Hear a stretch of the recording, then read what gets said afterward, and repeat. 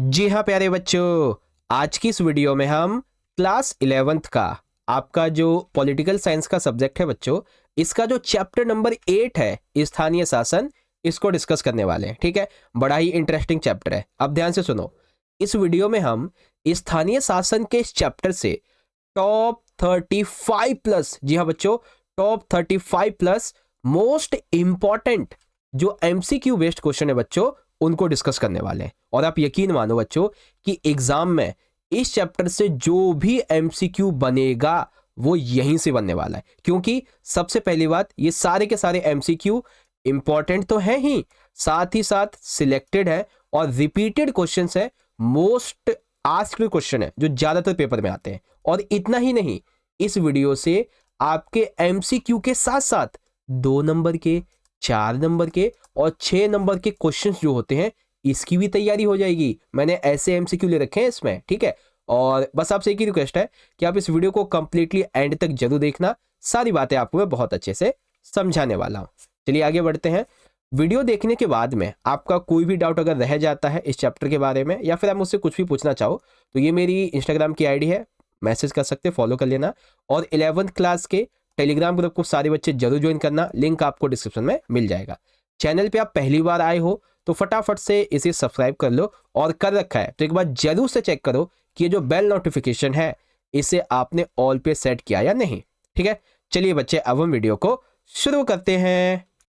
Okay, तो इससे पहले कि मैं वीडियो स्टार्ट करूं, आप सभी बच्चों के लिए एक जनरल इंस्ट्रक्शन है, और वो ये कि स्थानीय शासन के चैप्टर के हम टोटल जो है ना 37 एमसीक्यूज इस वीडियो में डिस्कस करेंगे। ठीक है, तो आपको क्या करना है, इन सभी एमसीक्यू क्वेश्चन का जो आंसर है, मेरे आंसर देने से पहले आपने मन ही मन जरूर सोचिएगा कि इसका ये आंसर हो सकता है, इसका ये, फिर जब मैं बताऊंगा तो मिला लीजिएगा। ठीक है, तो इससे क्या होगा कि आपकी प्रैक्टिस ही हो जाएगी। और हाँ, जब ये वीडियो एंड होगी ना, तो आपको क्या करना है, आपको अपना स्कोर मुझे कमेंट बॉक्स में बताना है कि आपने 37 में से कितने के राइट आंसर दिए, ताकि मुझे भी तो पता चले कितनी तैयारी कर रखी है फाइनल एग्जाम के लिए। ठीक है, चलो बच्चों देखो, यहाँ पे हमारा सबसे पहला क्वेश्चन क्या कहता है, स्थानीय शासन का अर्थ बताइए। ठीक है, आपने चैप्टर नंबर 7 में पढ़ा संघवाद के बारे में। ठीक है, जिसमें आपने पढ़ा था एक होती है सेंट्रल गवर्नमेंट यानी कि केंद्रीय सरकार, एक होती है स्टेट गवर्नमेंट यानी कि राज्य सरकार। अब राज्य को हर एक लेवल, गांव, जिला स्तर तक, यहां तक शासन चलाने के लिए क्या स्टेट गवर्नमेंट खुद जाएगी वहां चल के? नहीं।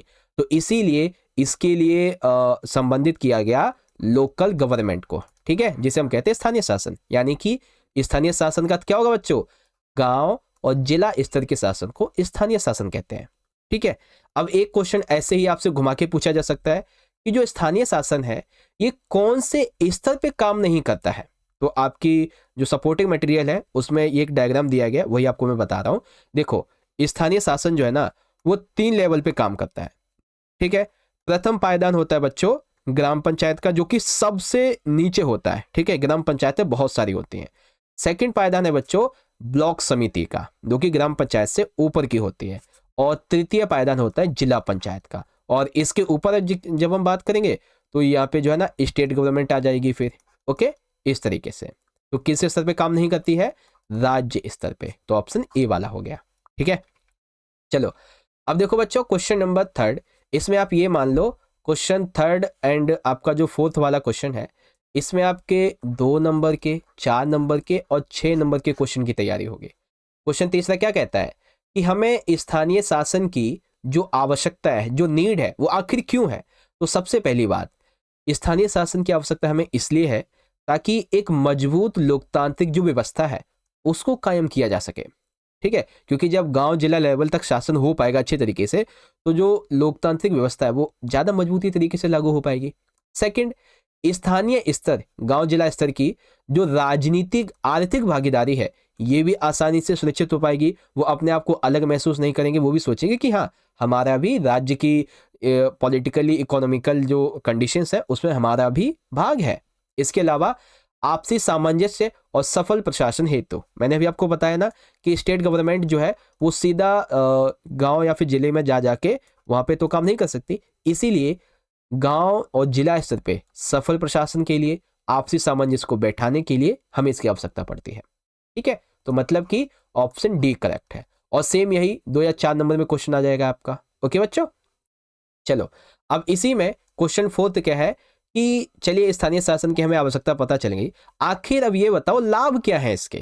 तो स्थानीय शासन का लाभ सबसे पहला ये होगा कि सरकार का कार्यभार कम हो गया, यानी कि जो स्टेट गवर्नमेंट है इसका वर्कलोड कम हो जाएगा, क्योंकि लोकल गवर्नमेंट इसके काम को कम कर देती है। विलेज, ब्लॉक और डिस्ट्रिक्ट लेवल पे सारे काम तो यही कर देती है। बस स्थानीय स्तर पर आपसी संबंधों में सुधार होता है। अब जैसे कि मान लीजिए कि ग्राम पंचायत है, अब ग्राम पंचायत में तो भाई आपके आसपास के गांव के लोग होंगे, ठीक है, जो भी सरपंच मुखिया वगैरह होंगे वो आपके गांव के या फिर 1 2 4 गांव के जो होते हैं ना वो मिलके होंगे, तो इससे आपसी संबंध अच्छे होते हैं। ठीक है, जो स्थानीय समस्याएं होती हैं इनका समाधान सबसे पहली बात तो कम खर्च में हो जाता है, कम समय में हो जाता है और जल्दी हो जाता है, तो मतलब कि डी वाला हो गया। अब आवश्यकता और लाभ ये अलग से आ सकता है, तो आप इसको जरूर से याद कर लेना। ठीक है, चलो आगे देख लेते हैं बच्चों। अब है क्वेश्चन नंबर 5। इसमें पूछा गया है पीके थुंगन समिति ने स्थानीय शासन को संवैधानिक दर्जा देने की सिफारिश कभी की थी। अर्थात पीके थुंगन जो समिति है इसने लोकल गवर्नमेंट को एक संवैधानिक दर्जा, इसकी सिफारिश कब की थी?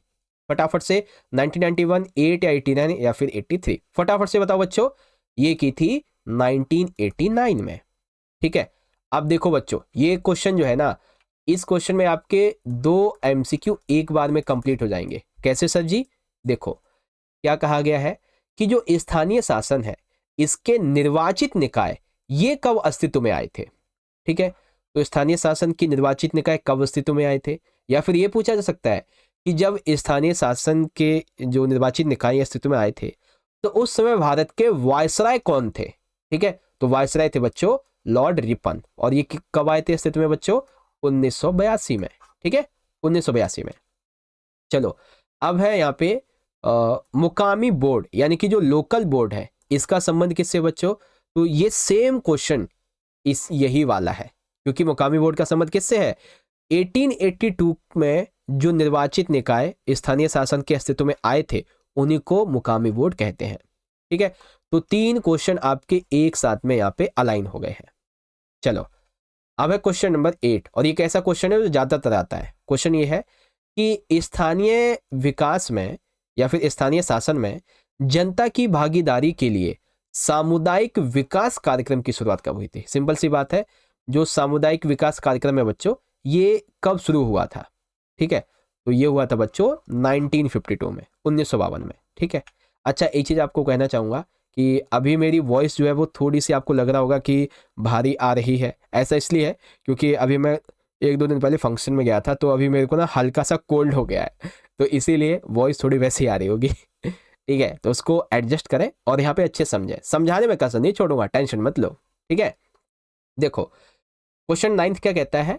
2 अक्टूबर 1959 को भारत में पंचायती राज व्यवस्था की शुरुआत किस राज्य में हुई? बच्चों काफी डिफिकल्ट क्वेश्चन है। क्या है?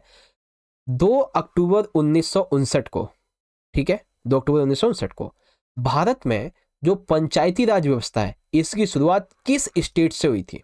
तो याद रखें बच्चों ये स्टेट है राजस्थान। कौन सा? राजस्थान।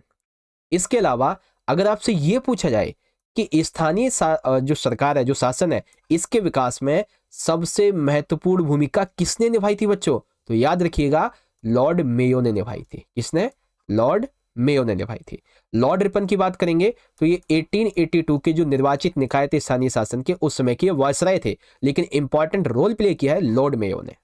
ओके, चलो अब देखो क्वेश्चन नंबर 11। इसमें क्या करना है? इसमें स्थानीय शासन के बारे में आपको कुछ कथन दिए गए हैं, इसे ध्यान से पढ़ना है। तो स्थानीय शासन के बारे में कथनों को पढ़ो। सबसे पहली बात देखो, गांव और जिला स्तर के शासन को हम स्थानीय शासन कहते हैं। इसके अलावा स्थानीय शासन आम आदमी के यानी कि हम लोगों के सबसे नजदीक का शासन होता है। स्थानीय शासन का विषय है आम नागरिक की समस्याएं और उसकी रोजमर्रा की जिंदगी। इसके अलावा स्थानीय ज्ञान और स्थानीय हित लोकतांत्रिक फैसला लेने के लिए अनिवार्य घटक है। तो ये भी सही है। तो यहाँ पे हम क्या बोलेंगे बच्चों, जिसमें हमारी सारी की सारी बातें सही हो? तो यहाँ पे जो है ना बी वाला सही होगा। पहला, दूसरा, तीसरा, चौथा ये सारे के सारे सही हैं, है ना बच्चों।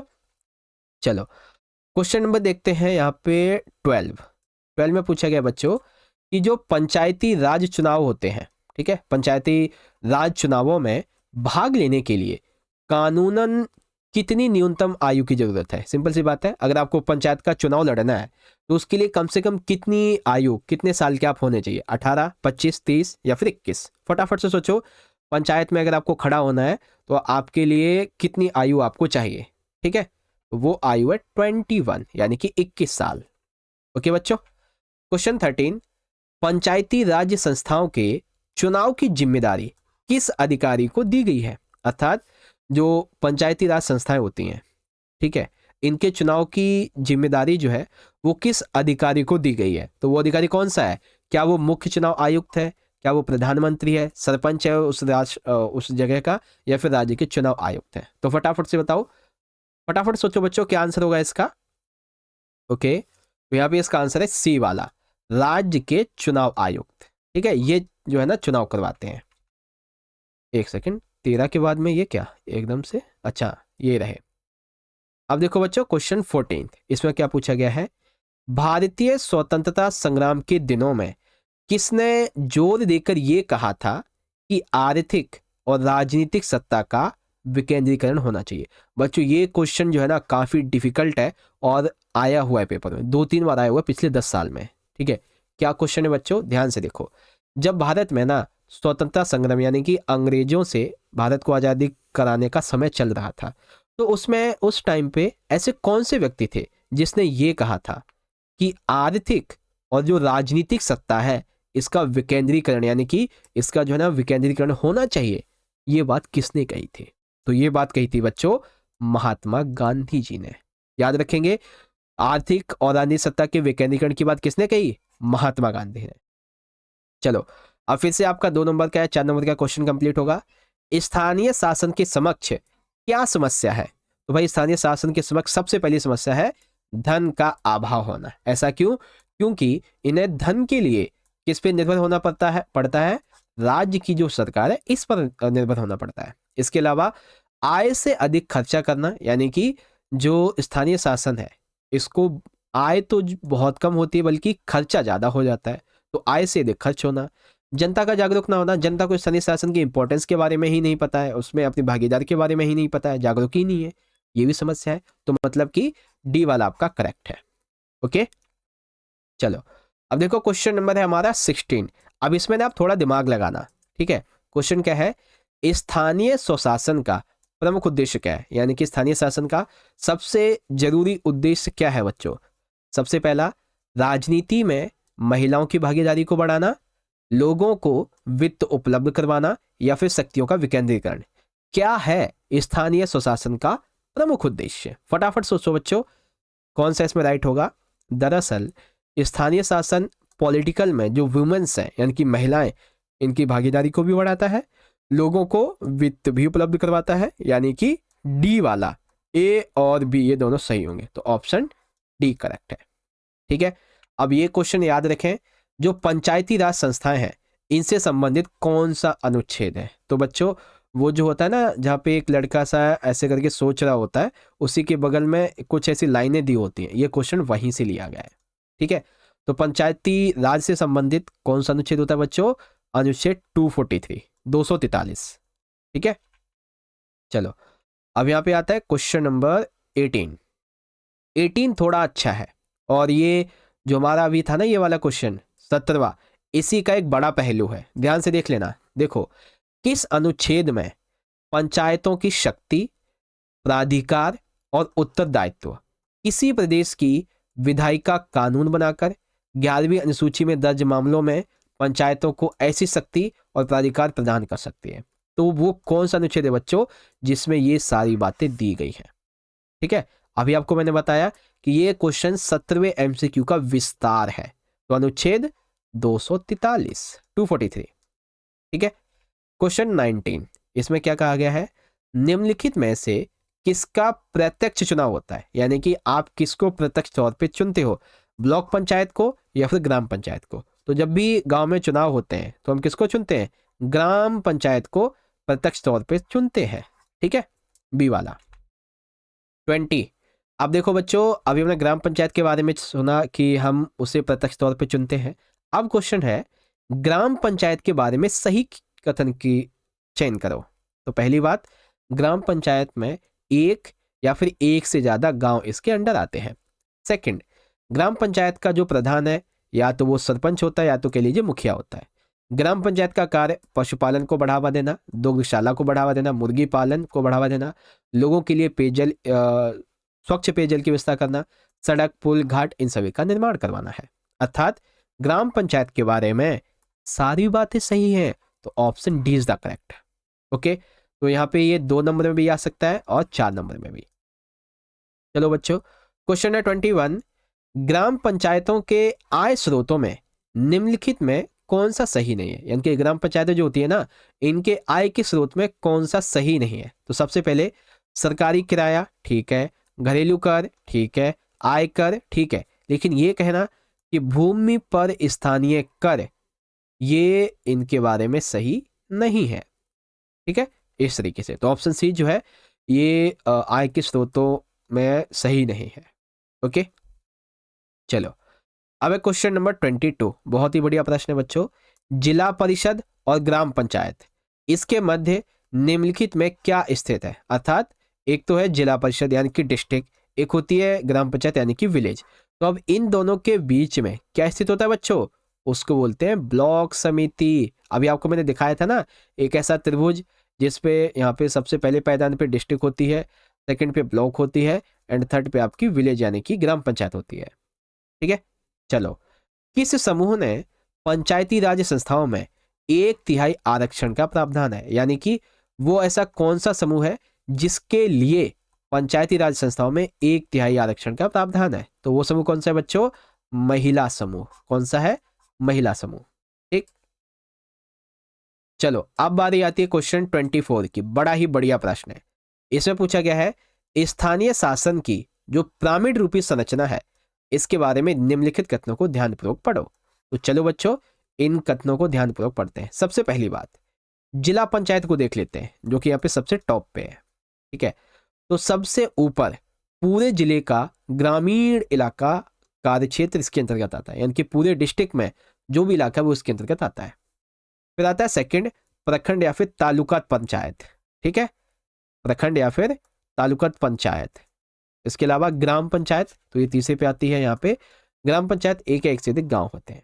उसके बाद प्रखंड पंचायत चाहे तो एक जिला स्तर पर भी शासन कर सकती है। ये गलत है, क्योंकि प्रखंड केवल कुछ ही लेवल पे काम करती है। अगर ये डिस्ट्रिक्ट लेवल पे चाहे काम करना तो नहीं होगा। यानी कि इसमें पहला, दूसरा, तीसरा ये हमारे सही है। ठीक है, तो ऑप्शन डी निकल के आ जाएगा।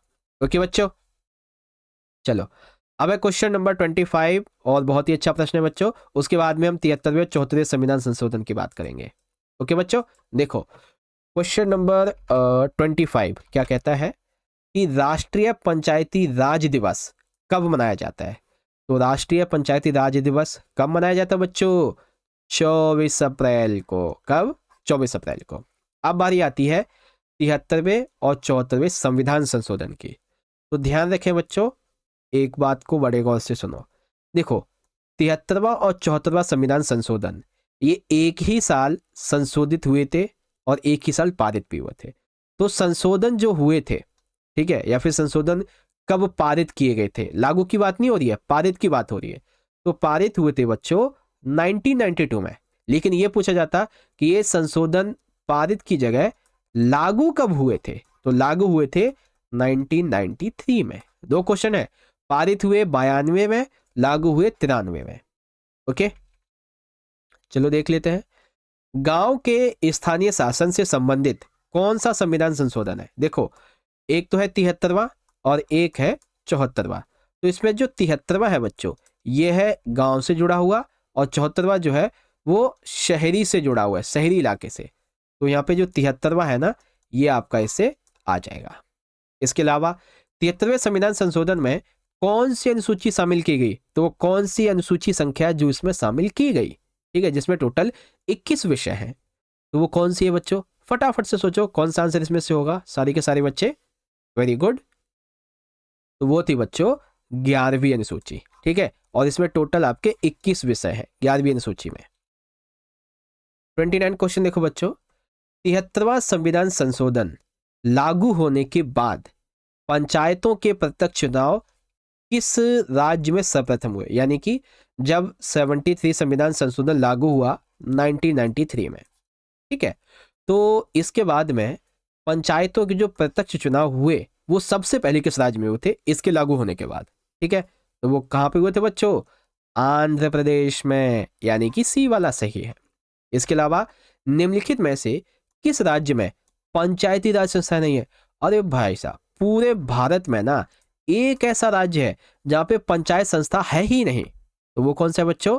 वो है नागालैंड। कौन सा? नागालैंड। यहाँ पे पंचायती राज संस्थाएं हैं ही नहीं। ओके, चलो अब क्वेश्चन नंबर 31, भारत में प्रथम नगर निगम इसकी स्थापना कहाँ हुई? तो बच्चों भारत में जो प्रथम नगर निगम है इसकी स्थापना कहाँ पे हुई थी? फटाफट सोचो, नगर निगम सबसे पहले कहाँ पे बना था बच्चों? जी हाँ, मद्रास या फिर कह लीजिए कि चेन्नई में, ठीक है, यहां बना था। अगला, 74वें संविधान संशोधन का प्रमुख प्रावधान क्या है बच्चों? तो इसका जो प्रमुख प्रावधान है ना वो शहरी इलाके का वर्णन है। ठीक है, किसका? शहरी इलाके के बारे में है। ठीक है, चलो अब 33 देखो बच्चों, 74वें संविधान संशोधन में शहरी इलाके की क्या स्थिति बताई गई है? और ये क्वेश्चन 2 या 4 नंबर में आता है।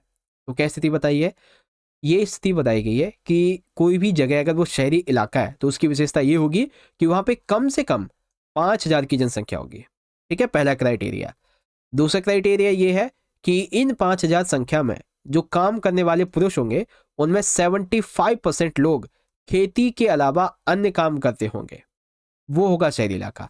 तीसरा मापदंड ये बताया कि जनसंख्या का घनत्व कम से कम 400 व्यक्ति प्रति वर्ग किलोमीटर होना चाहिए, यानी कि 1 किलोमीटर में 400 व्यक्ति रहने चाहिए, उसको बोलेंगे। तो 3 मापदंड है, संख्या और अलग काम और 400 व्यक्ति प्रति वर्ग किलोमीटर। ठीक है, तो मतलब कि ऑप्शन डी वाला जो है ये आपका करेक्ट है। ओके, चलो अब क्वेश्चन 34, पंचायती राज व्यवस्था का मुख्य उद्देश्य क्या है? यानी कि जो पंचायती राज व्यवस्था है बच्चों, इसका मुख्य उद्देश्य क्या है? फटाफट से देखें।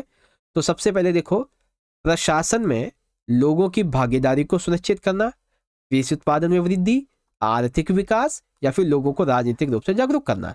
तो पंचायती राज व्यवस्था का मुख्य उद्देश्य क्या है बच्चों? प्रशासन में लोगों की भागीदारी को सुनिश्चित करना। ठीक है, तो ऑप्शन ए करेक्ट है। चलो अब यहां पे आता है क्वेश्चन नंबर 35। बड़े ध्यान से देखना बच्चों, क्वेश्चन में पूछा गया है संविधान के किस अनुच्छेद के द्वारा 11वीं अनुसूची के विषय प्रांतीय सरकार पंचायतों को दे सकती है? यानी कि 11 जो हमारी अनुसूची है जिसमें टोटल 21 विषय हैं, ठीक है, इन सभी विषयों को, इनमें से किसी भी विषय को प्रांतीय सरकार को पंचायती संस्थाएं दे सकती हैं। तो ये किस अनुच्छेद में कहा गया है? ठीक है, तो वह अनुच्छेद कौन सा है बच्चों? मैं आपको कई बार बता चुका हूं, वह अनुच्छेद है 243। तो याद रखें 243 यानी कि बी वाला है। आगे क्वेश्चन है, निम्नलिखित में से कौन सा कथन सही है? यानी कि इसमें से केवल एक ही सही है, बाकी गलत है। तो पहला है, पंचायत समिति की अध्यक्षता चेयरमैन के द्वारा की जाती है, गलत। सरपंच करता है या फिर मुखिया करता है। जिला परिषद की अध्यक्षता चेयरमैन के द्वारा की जाती है, गलत। सरपंच व चेयरमैन का चुनाव लोग प्रत्यक्ष रूप से करते हैं, गलत। ग्राम पंचायत का अध्यक्ष सरपंच होता है, हाँ ये वाला सही है भाई, ग्राम पंचायत का अध्यक्ष सरपंच होता है। चलो अब देखो बच्चों, यहां पे आप थोड़ा सा ध्यान से समझते चले। ओके, देखो यहाँ पे ना 73वें और 74वें संविधान संशोधन के बारे में हम एक बार रिवीजन कर लेते हैं अच्छी तरीके से। देखो बच्चों, सन 1992 में संविधान का 73वां और 74वां संविधान संशोधन संसद ने पारित किया। 73वां संविधान संशोधन गांव के स्थानीय शासन से जुड़ा हुआ है, जिसका संबंध पंचायती राज व्यवस्था से है। और 74वां संविधान संशोधन शहरी स्थानीय शासन से जुड़ा हुआ है, यानी कि नगर पालिका से। 73वां और 74वां संविधान संशोधन लागू हुए थे 1993 में। तो मतलब कि पहला भी सही है, दूसरा भी, तीसरा भी और चौथा भी। दैट मीन्स ऑप्शन सी जो है ये आपका करेक्ट हो जाएगा। ठीक है बच्चों, इस तरीके से आप इसे समझ सकते हैं। चलो अब एक दो अभिकथन और कारण वाले प्रश्न भी देख लेते हैं बच्चों। जैसे कि अभिकथन में हमसे पूछा गया है, देखो, स्थानीय निकाय कमाते कम हैं और खर्चा ज्यादा करते हैं। यानी कि स्थानीय जो सरकारें होती है ना, इनके पास में कमाने का जरिया तो कम है लेकिन खर्चा ज्यादा होता है, और इसी वजह से इन्हें प्रदेश और जो केंद्र की सरकार होती है इन पर वित्तीय मदद के लिए निर्भर रहना पड़ता है। बिल्कुल सही बात है। ऐसा होता क्यों है? ऐसा इसलिए क्योंकि स्थानीय निकायों का कुल राजस्व उगाही में मात्र 0.2% का योगदान है। यानी कि अगर हम बात करें कुल राजस्व उगाही की, तो स्थानीय शासन का योगदान मात्र 0.2% है, जबकि सरकारी खर्चे का 4% इन निकायों के द्वारा व्यय होता है। यानी गवर्नमेंट के बजट का 4% तक ये क्या करते हैं, खर्चा करते हैं, और इनको उगाही कितनी होती है, मिलता कितना है, मात्र 0.2%। ठीक है, तो मतलब कि ए और आर दोनों सत्य हैं और कारण अभिकथन की सही व्याख्या करता है। ओके, एक आधा क्वेश्चन और है बच्चों। देखो आई थिंक अब, हाँ ठीक है, अब खत्म हो जाएगा, ये लास्ट क्वेश्चन है बच्चों।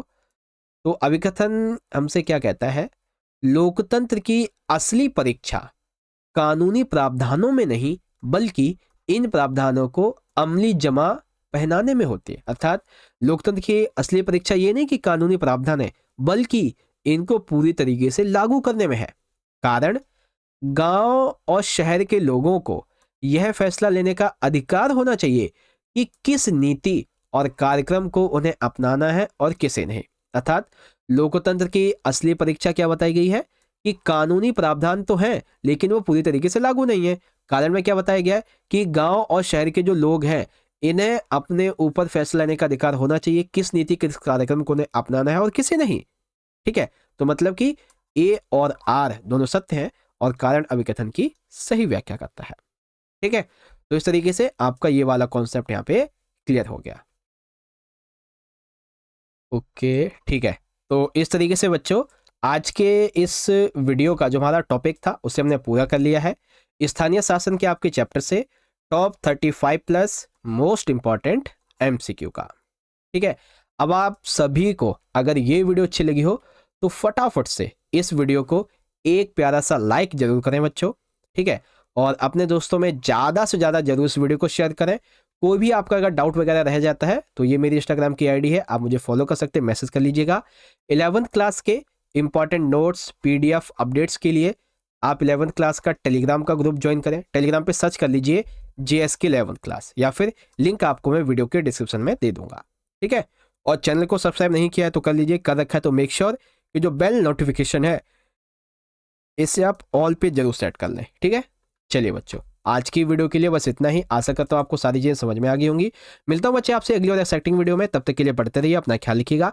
बहुत बहुत धन्यवाद। जय हिंद, जय भारत, वंदे मातरम।